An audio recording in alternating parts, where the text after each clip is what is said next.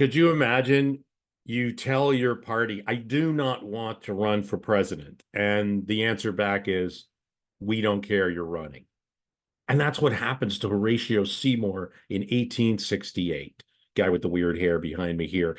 He is presiding over the 1868 Democratic Party convention being held in Tammany Hall in New York, that austere building, and that austere society of Democrats in New York City. He's the governor of New York. So he's presiding, and the ballots are going, and different candidates are being suggested. Even he's starting to get a couple of votes, but he doesn't make much of it. The leading candidate is a fellow named George Pendleton, a congressman from Ohio. The problem is, Democratic Party leaders say, is that he's seen as a bit of a copperhead. This would have been a person who's from the North, but seen as supporting the Confederate cause during the Civil War. Now, Pendleton wouldn't agree with that, but that's the way he was seen in a lot of quarters. So as ballots start going on, Horatio Seymour is presiding over it and starts seeing that he's rising in the delegate totals. And then he bangs his gavel and says, I must announce to this convention, I must not be your candidate for president. And there's a few boos and everything. I will not be your candidate for president. You must consider another person. And after a little bit more circulation in the convention, and the Ohio delegation comes back and announces, we do not accept the chairman's declination. And he responds, I cannot be a candidate. New York joins Ohio. We do not accept the declination of our prestigious chairman.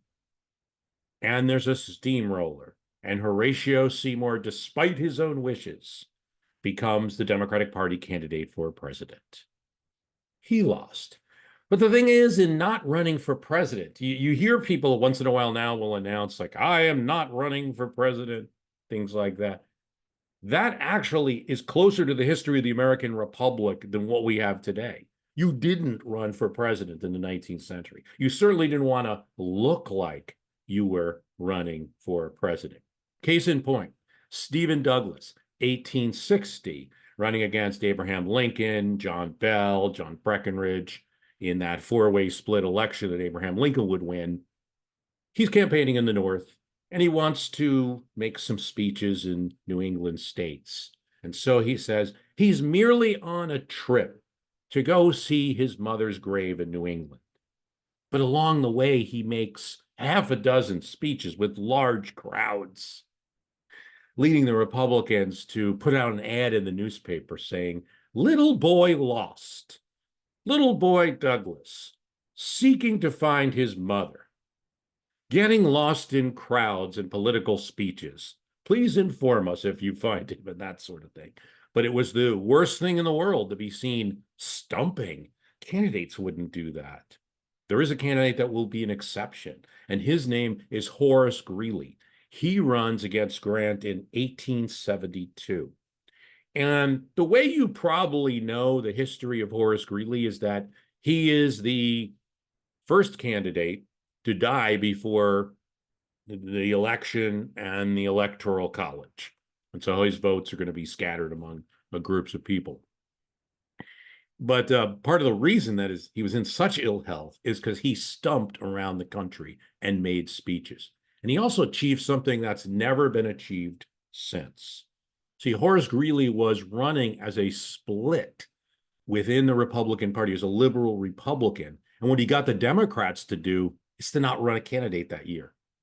See, Horace Greeley was not a Democrat. In fact, he attacked Democrats all of his life as a newspaper publisher. But in that year, wanting to beat Grant, Democrats met in Baltimore, banged a gavel, and basically said, we're going to go along with the liberal Republican candidate this year. Hasn't happened since. So Greeley was the one guy that actually took the stump and ran for president. And you're going to see William Jennings Bryan and other people do that afterwards. But prior to that, and even at that time, it wasn't a good thing to be seen stumping or actually running for president. Aaron Burr is another case in point. And of course, you know the long history of Aaron Burr and Alexander Hamilton and the duel and all that.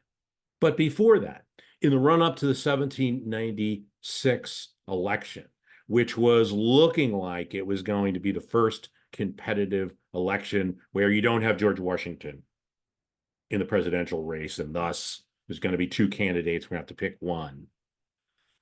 People were questioning, particularly those in Virginia who were supporters of Thomas Jefferson. Is this Aaron Burr from New York? Is he running for president on his own? He seems to be visiting a lot of houses. And when he dines with Thomas Jefferson, well, that's seen as this guy's running for president. And Jefferson actually writes in letters to a few fellows that it wasn't any special visit with Burr. He just gave him the same meal that he gives everyone that comes to visit. But Burr had to hide the fact that perhaps he had some ambition, and it would lead Virginians into the 1800 election when Burr was supposed to be running for vice president, but seemed to be getting enough votes that he could be president. And then when the election gets kicked to the House, maybe seeking some Federalist, it added to that suspicion that was there.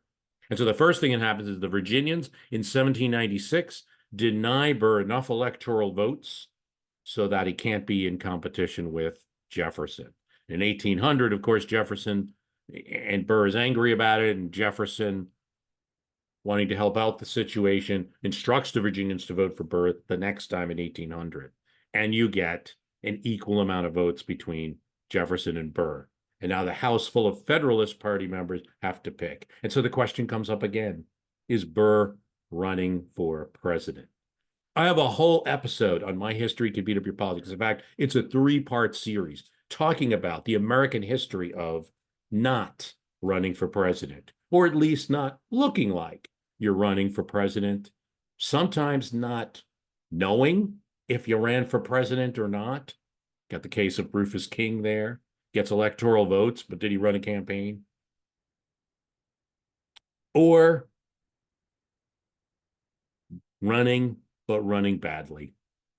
And of course, we're going to talk about Mario Cuomo, because it's the classic case of somebody who continuously kept not running for president. From the time he became governor of New York, and because of the size of that state and the defeat of Democrats in 1980, he became a big figure. Could speak really well, makes a great speech at the Democratic convention in 1984. A lot of people talking about him, but he doesn't run in 88. He kind of hovers above all the other candidates, doesn't run in 1992.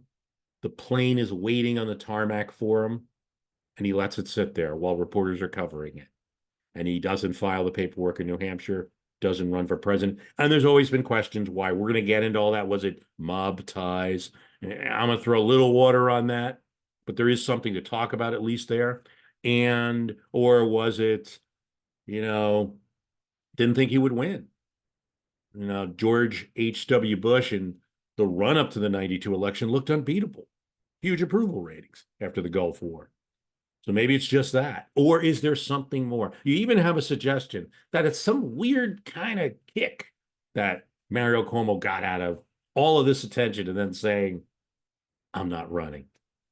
We examine all of these things on the episode, Not Running for President, 3-part series. Go check it out. My History Can Beat Up Your Politics on YouTube, wherever you get podcasts, that sort of thing.